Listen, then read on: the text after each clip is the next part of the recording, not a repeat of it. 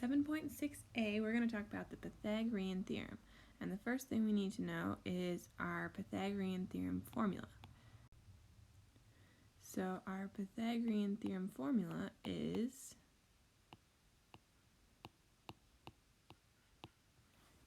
c squared equals a squared plus b squared. And we use our Pythagorean theorem when we are trying to find the missing side length of a right triangle. Now, a right triangle always has this little square in the corner. That tells me that it's a right triangle. And the side that is straight across from that right angle is called the hypotenuse.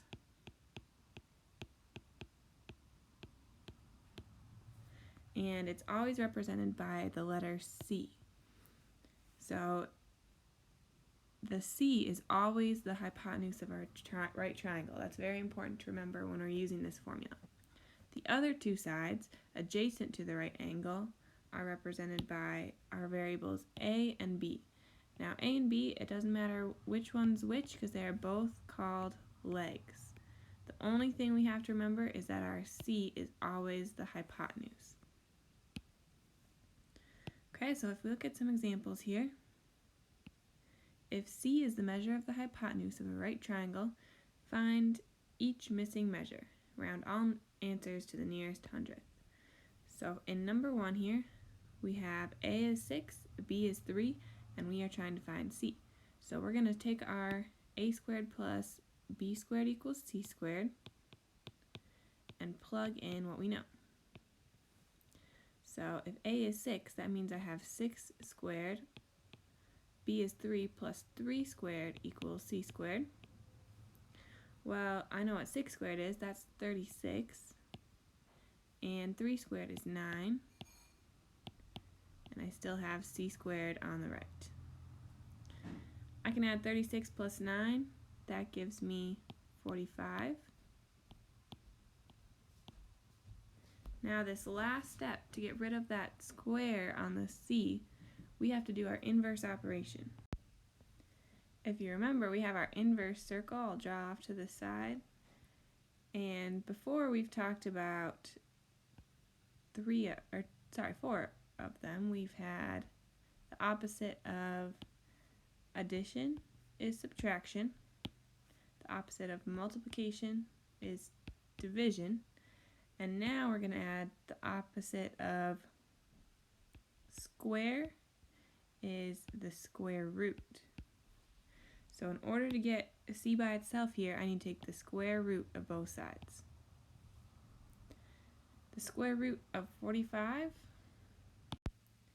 when I type that into my calculator, I get approximately 6.7. And that is my value for C.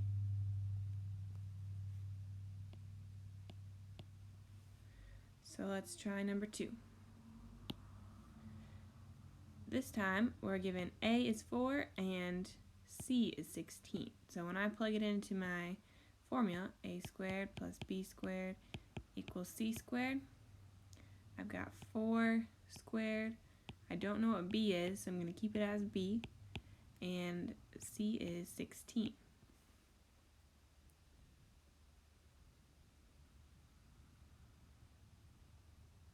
Now, I know what 4 squared is, that's 16. And 16 squared is 256. Now I need to solve my equation for B. So to get B by itself, I want to move the 16 over to the other side. So if I subtract 16 from both sides, I get B squared equals 240. Now, to get B squared by itself, I got to get rid of that squared. So I need to get rid of my squared by taking the square root of both sides.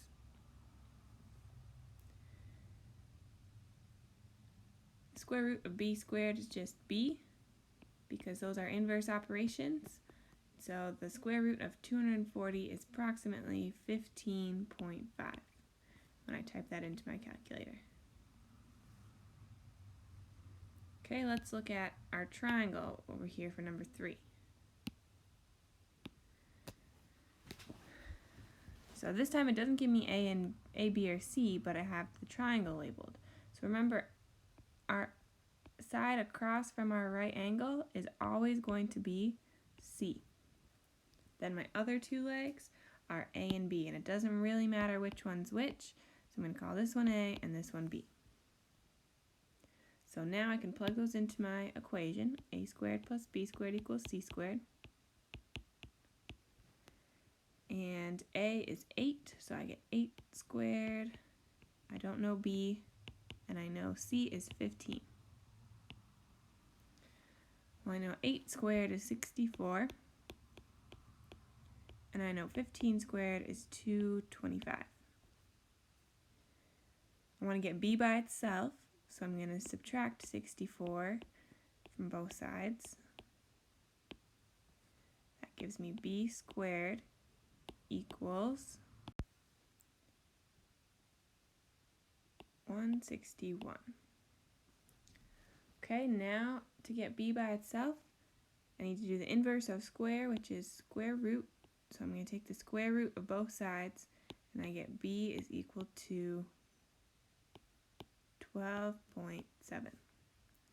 So that is my missing side of that triangle. Okay, for number 4 and 5, it says determine whether each triangle is a right triangle. The measure of the sides are given. So if we have number 4, our 3 sides, we've got 9, 20, and 16. Our hypotenuse is always going to be the longest side. So whatever my biggest number is, that must be C if this is a right triangle. So that means 20 is C. That would make 9 and 16 my A and B. Again, doesn't matter which one's A and which one's B. The only important one is that the biggest side is C. So now when I plug these in, I have 9 squared plus 16 squared equals 20 squared. And I need to see, is this true? Yes or no? So if I solve this a little bit, 9 squared is 81, 16 squared is 256, and 20 squared is 400.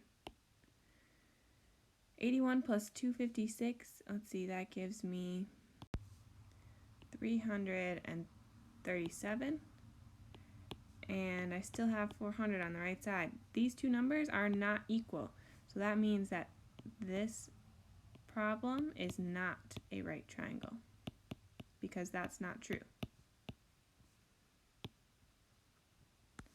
Let's try number 5. So again, my biggest side is going to be my C, and that makes my other two A and B. So if I plug them in, I've got A squared, which is 9, B squared, which is 40 squared, and equals C squared. Again, 9 squared is 81, 40 squared is, let's see, 1,600, and 41 squared is 1,681. If I add 1,600 plus 81, that's 1,681 equals 1,681. That is true. So yes, it is a right triangle.